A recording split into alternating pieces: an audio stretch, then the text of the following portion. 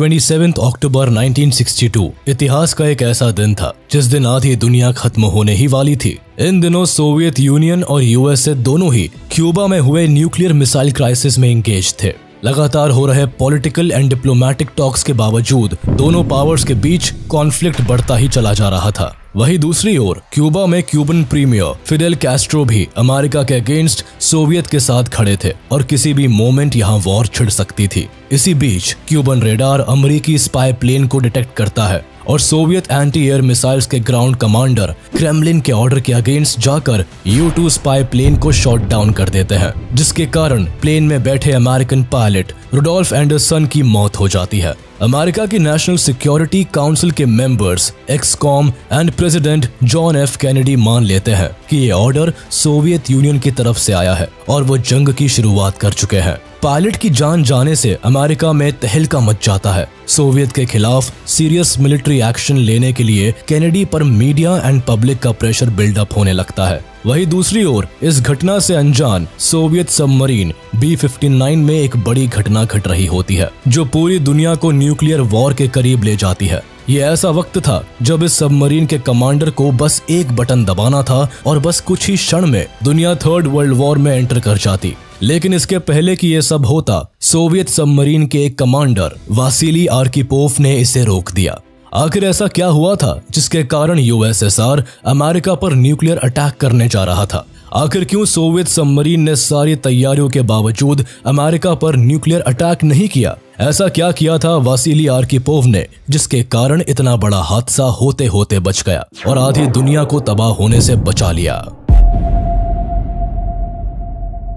World war 2 खत्म होने के साथ ही दुनिया ने चैन की सांस ली। कई बड़े एम्पायर्स टूट गए। कई देश जो अब तक यूरोपियन कॉलोनीज थी उन्हें आजादी मिलने लगी। कुछ बहुत ही भयानक चीजों से भी दुनिया का पहली बार वास्ता हुआ। दुनिया ने पहली बार परमाणु बम जैसा घातक हथियार देखा। लेकिन इन सब के बाद एक और चीज बदली जिसने लंबे समय तक पूरी दुनिया को इन्फ्लुएंस किया और इसका शिकार यूरोप से लेकर एशिया तक के कई छोटे बड़े देश बने। विश्व में 2 सुपर पावर्स का जन्म हुआ, एक यूएसए और दूसरा यूएसएसआर, और इनके साथ ही जन्म हुआ कोल्ड वॉर का। यह वॉर हथियारों से नहीं बल्कि वर्चस्व से लड़ा जा रहा था। दोनों ही देश दूसरे देशों को अपनी अपनी ideologies, politics, military and economic power से प्रभावित करने के लिए कुछ भी कर गुजरने को तैयार बैठे थे। पूरी दुनिया हिरोशिमा एंड नागासाकी में न्यूक्लियर अटैक के खतरनाक साइड इफेक्ट और अमेरिका की पावर को देख चुका था। अमेरिकन पावर को चैलेंज करने वाला सिर्फ सोवियत यूनियन ही था। वर्ल्ड वॉर 2 के बाद सोवियत यूनियन दुनिया की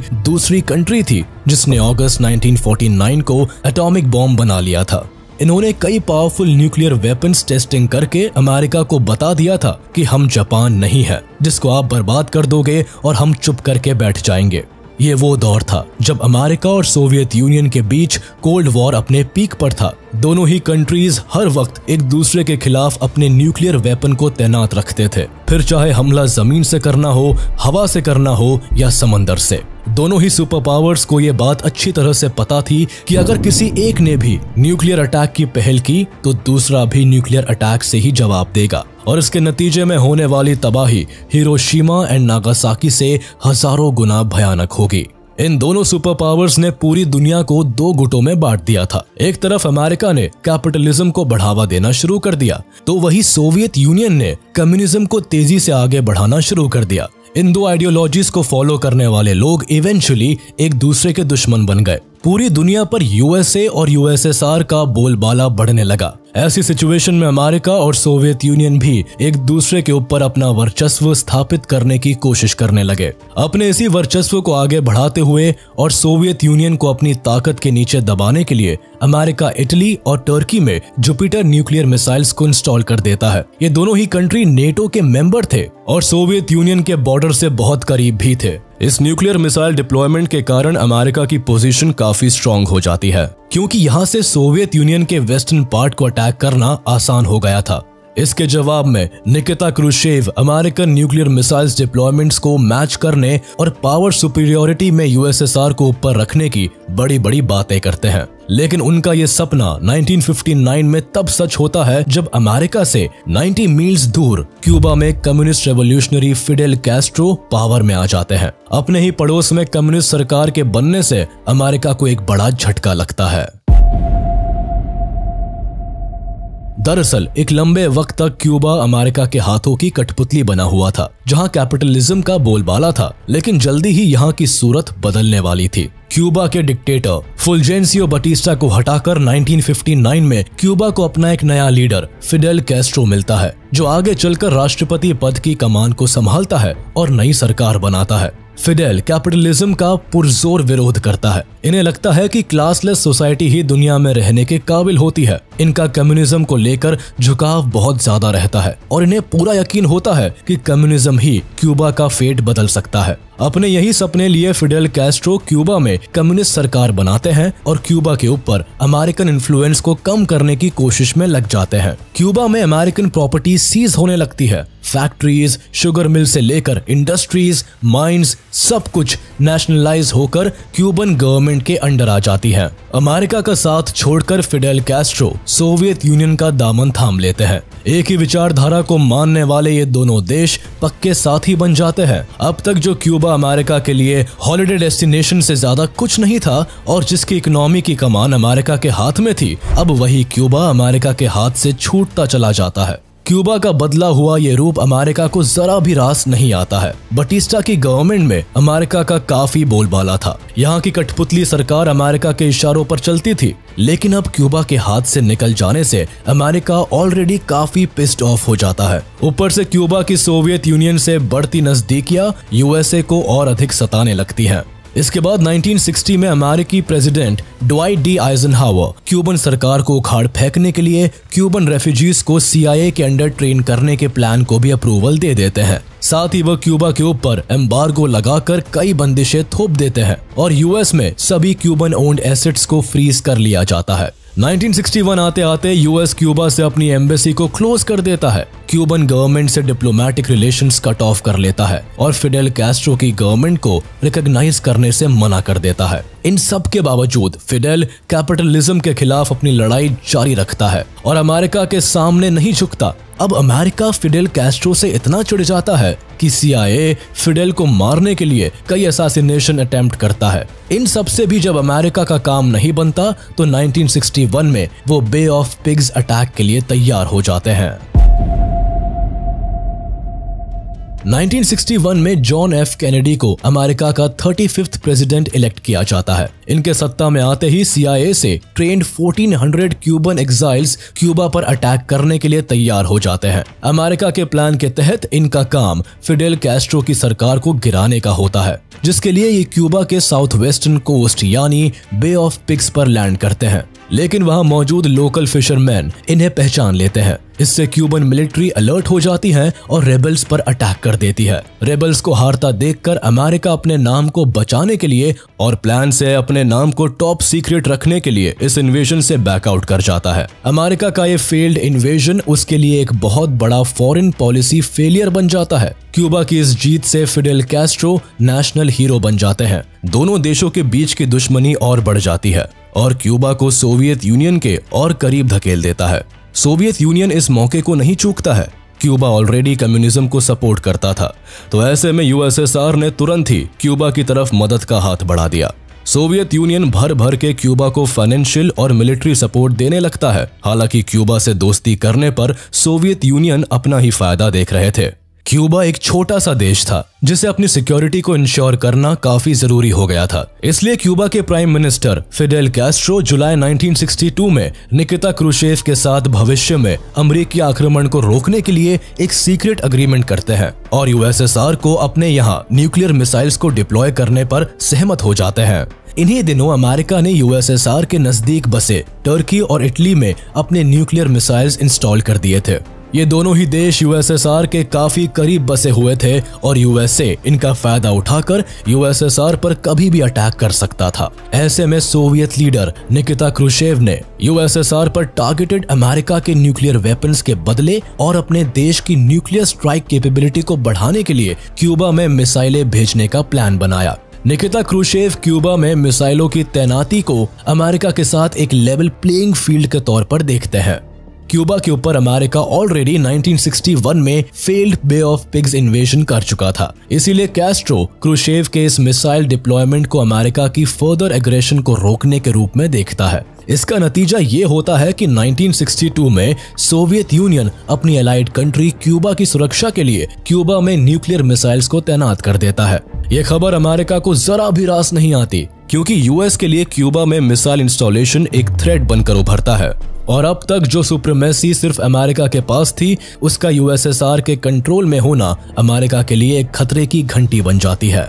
क्यूबा में सोवियत न्यूक्लियर मिसाइल के डिप्लॉयमेंट को कंफर्म करने के लिए 14 अक्टूबर 1962 को एक अमेरिकी U-2 स्पाई प्लेन क्यूबा के ऊपर से गुजरते हुए Soviet SS-4 medium range ballistic missile को असेंबल करता फोटो खींचता है। 16 अक्टूबर 1962 को अमेरिकन प्रेसिडेंट केनेडी अपने एडवाइजर्स एंड ऑफिशियल्स को बुलाते हैं और एक एग्जीक्यूटिव कमेटी को फॉर्म करते हैं, जिसे एक्सकॉम के नाम से जाना जाता है, जिसका काम केनेडी को क्यूबन मिसाइल क्राइसिस पर एडवाइस देना था। केनेडी और एक्सकॉम ये डिटरमाइन करते हैं कि क्यूबा में सोवियत मिसाइलों की उपस्थिति अनएक्सेप्टेबल है और यही से क्यूबन मिसाइल क्राइसिस की शुरुआत हो जाती है।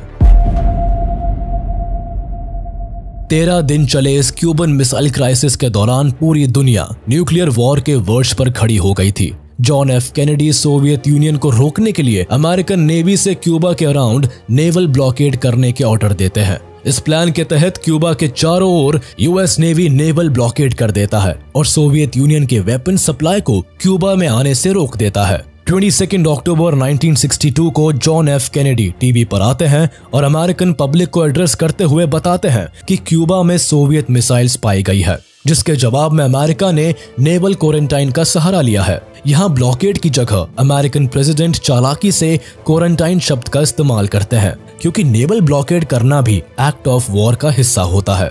इसीलिए अमेरिका खुद वॉर की शुरुआत नहीं करता, लेकिन नेवल क्वारंटीन के साथ ही ये देश जंग की तैयारी में जुट जाता है। अमेरिका की पूरी मिलिट्री को वॉर के लिए रेडी रहने के ऑर्डर्स मिल जाते हैं। अमेरिका के joint chief of staff DEFCON 3 alert घोषित कर देता है। इसके तहत मिलिट्री को 5 लेवल पर वॉर के लिए तैयार रहने के ऑर्डर्स मिलते हैं, जिसमें लेवल 1 का मतलब मैक्सिमम लेवल ऑफ अलर्टनेस समझा जाता है, जिसे 23 अक्टूबर 1962 को स्ट्रेटेजिक एयर कमांड और एयर डिफेंस कमांडर्स मिलकर डेफकॉन 2 कर देते हैं। अब दुनिया की नजरें अमेरिका पर होती है, क्योंकि डेफकॉन 2 से जाहिर हो जाता है कि अमेरिका वॉर करना चाहता है और वह सोवियत यूनियन पर मिसाइल अटैक की तैयारी कर रहा है। 24 अक्टूबर 1962 को सोवियत के लीडर निकिता क्रूशेव अमेरिका के एक्शंस पर रिएक्ट करते हुए ये साफ कर देते हैं कि इस तरह का नेवल ब्लॉकेड करना एक्ट ऑफ अग्रेशन है और इससे सोवियत यूनियन अपनी नेवल शिप विड्रॉ नहीं करने वाला। शिप अपनी तय डायरेक्शन में आगे बढ़ती रहेंगी और होता भी ऐसा ही है। जैसे जैसे Soviet naval ships Caribbean sea में यूएस नेवी शिप्स के करीब पहुंचती है, दुनिया की सांसें थम जाती है। लोग ये मान लेते हैं कि किसी भी वक्त वर्ल्ड वॉर 3 छिड़ सकती है। 25 अक्टूबर 1962 को CIA को पता चलता है कि क्यूबा में सोवियत यूनियन की न्यूक्लियर मिसाइल्स अब ऑपरेशनल हो चुकी है। गुस्से में John F Kennedy national security action memorandum 199 को इशू करते हैं, जिससे अमेरिकन न्यूक्लियर हथियारों को लोड कर स्ट्राइक के लिए तैयार कर दिया जाता है। 26 अक्टूबर 1962 को अमेरिका डिसाइड कर लेता है कि वह क्यूबा को इन्वेड करेगा। अमेरिकन प्रेसिडेंट ऑर्डर देते हैं कि क्रैश प्रोग्राम की तैयारी की जाए। हालांकि इस दौरान हर दिन जॉन एफ कैनेडी और निकिता क्रूशेव बातचीत में लगे रहते हैं। जंग की गर्मा गर्मी के बीच वहां मिलिट्री वॉर के लिए तैयार होती है।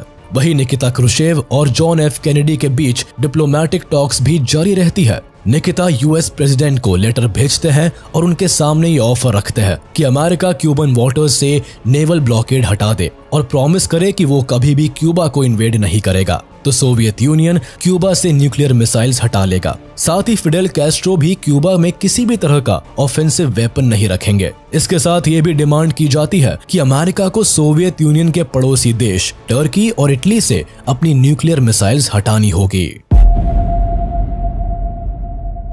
ये ऑफर निकिता क्रूशेव की तरफ से 2 बार दिया जाता है, लेकिन इसके पहले कि अमेरिका का कोई जवाब आता, 27 अक्टूबर 1962 को एक American U-2 spy plane Cuban air space में घुस जाता है। क्यूबन रेडार अमेरिकी स्पाई प्लेन को डिटेक्ट करते हैं और सोवियत एंटी एयर मिसाइल्स के ग्राउंड कमांडर क्रेमलिन के ऑर्डर के अगेंस्ट जाकर इस प्लेन को शॉट डाउन करने में जरा भी वक्त नहीं लगाती। इसका नतीजा ये निकलता है कि प्लेन में बैठे अमेरिकन पायलट रुडोल्फ एंडरसन की मौत हो जाती है। एक्सकॉम मान लेती है कि ये ऑर्डर सोवियत यूनियन की तरफ से आया है और वो जंग की शुरुआत कर चुके हैं। पायलट की जान जाने से अमेरिका में तहलका मच जाता है। जनता सरकार से एक सीरियस मिलिट्री एक्शन की डिमांड करती है और जॉन एफ कैनेडी पर मीडिया प्रेशर भी बिल्डअप होने लगता है। अमेरिकन अभी अपनी मिलिट्री रिस्पॉन्स के लिए डिबेट कर ही रहे होते हैं कि वही दूसरी ओर एक बड़ी घटना पूरी दुनिया को न्यूक्लियर वॉर के करीब ले जाती है। सोवियत सबमरीन B-59 को अमरीकियों के द्वारा क्यूबन वाटर्स में क्वारंटीन जोन के पास ट्रैक किया जाता है। सोवियत के फॉक्सट्रॉट क्लास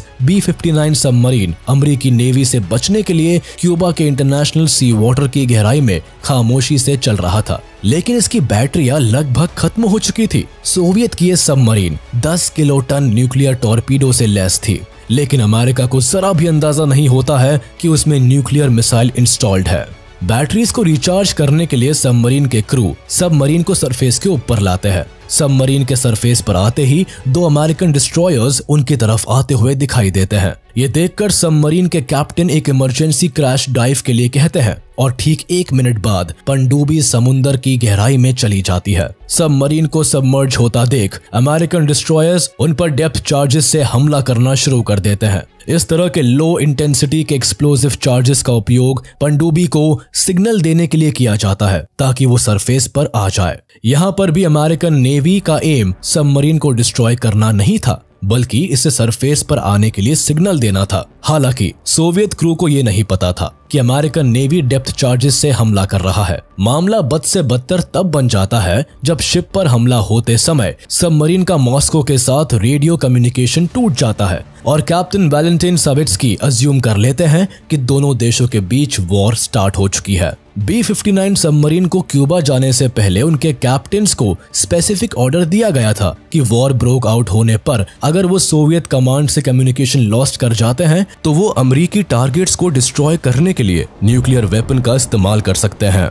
लेकिन ऐसा तभी किया जाना चाहिए जब सबमरीन के ऑल 3 कमांडिंग ऑफिसर्स इस बात पर सहमत हो कि न्यूक्लियर वेपन को इस्तेमाल करने की जरूरत है। अमेरिकन नेवी उसकी पनडुब्बी के चारों ओर डेप्थ चार्जेस से हमला कर रहे थे। वैलेंटिन सावित्स्की को अमेरिकन नेवी के हमले से ऐसा लग रहा था जैसे अमरीकियों को B-59 के बारे में पहले से ही पता है, लेकिन वो उनको ठीक ठीक पता नहीं लगा पा रहे हैं। खुद को और अपने क्रू को अधिक समय देने के लिए सावित्स्की ने पनडुब्बी को और भी अधिक गहराई तक गोता लगाने का आदेश दिया। अब B-59 पानी के भीतर इतने डीप में थी कि वो मॉस्को के साथ रेडियो कम्युनिकेशन भी नहीं कर सकते थे। एयर कंडीशनिंग खराब हो जाने के कारण सबमरीन का टेम्परेचर 100 डिग्री से ऊपर चला गया था। क्रू मेंबर्स लगातार इंटेंस हीट और थकावट से बेहोश हो रहे थे। पनडुब्बी के भीतर कार्बन डाइऑक्साइड बढ़ता जा रहा था। ऐसी स्थिति में सावित्स्की ने अपना मन बना लिया था कि अब उन्हें अमेरिका के खिलाफ न्यूक्लियर टॉर्पीडो को लॉन्च कर देना चाहिए। सावित्स्की श्योर नहीं थे कि सोवियत एंड अमेरिका के बीच वॉर स्टार्ट हो चुका है, लेकिन उनके ऊपर डेप्थ चार्जेस से हो रहे हमले के कारण उन्हें इतना तो इंडिकेशन मिल रहा था कि बाहर जो कुछ भी हो रहा है वह अच्छा नहीं हो रहा है। वो अपने न्यूक्लियर टॉर्पीडो को लॉन्च करने का जोखिम उठाने को तैयार थे, भले ही इसके कारण न्यूक्लियर वॉर स्टार्ट हो जाए। वो कहते हैं कि हम यूएसए को ब्लास्ट कर देंगे, भले ही आज हम सब मारे जाए, लेकिन यूएसए को डुबा देंगे। हमें शान की मौत मंजूर है, कम से कम हम अपने देश को शर्मिंदा तो नहीं होने दे सकते। लेकिन वॉरहेड को एक्टिव एंड फायर करने से पहले उन्हें अभी भी अन्य 2 officers, political officer Ivan Semenovich Maslennikov और commander of the submarine Vasili Arkhipov की सहमति की आवश्यकता थी। इवान सेमेनोविच मैस्लेनिकोव ने न्यूक्लियर टॉर्पीडो को लॉन्च करने की परमिशन दे दी थी, लेकिन उसी सबमरीन के कैप्टन वासिली आर्किपोव, जो मात्र 36 साल का ऑफिसर था, उसने अपना कंसेंट नहीं दिया। उन्होंने अपने कैप्टन को कहा कि जरूरी नहीं कि यह बॉम्बिंग वॉर की वजह से हो रही हो, ऐसा भी हो सकता है कि इस बॉम्बिंग का कारण कुछ और हो। ऐसा भी हो सकता है कि अमेरिकन नेवी हमें सरफेस पर आने के लिए सिग्नल देने की कोशिश कर रहे हो, क्योंकि इस सबमरीन का बाहरी दुनिया से कम्युनिकेशन कट ऑफ हो गया है। तो ऐसी स्थिति में बाकी के कैप्टन ने इनकी बात मानकर न्यूक्लियर अटैक नहीं किया। कैप्टन वासिली आर्किपोव के इस कूल हेडेड डिसीजन की वजह से क्यूबन मिसाइल क्राइसिस की सबसे फेटल मिस्टेक होने से बच गई। वासिली की यही समझदारी एक बड़ी घटना को होने से टाल देती है। इसके बाद B-59 सबमरीन सरफेस पर आई और वापस क्यूबा के रास्ते यूएसएसआर की तरफ लौट गई। हालांकि वासिली आर्किपोव ने दुनिया को खत्म होने से तो जरूर बचा लिया था, लेकिन यहाँ सवाल ये उठता है कि क्यूबन मिसाइल क्राइसिस हुआ ही क्यों। इसकी एक डिटेल्ड वीडियो हमारे चैनल पर अवेलेबल है, जिसे आप देख सकते हैं। इसके बाद 28 अक्टूबर 1962 को सोवियत लीडर पब्लिकली क्यूबा से अपनी मिसाइल विड्रॉ करने के फैसले को एक्सेप्ट कर लेते हैं।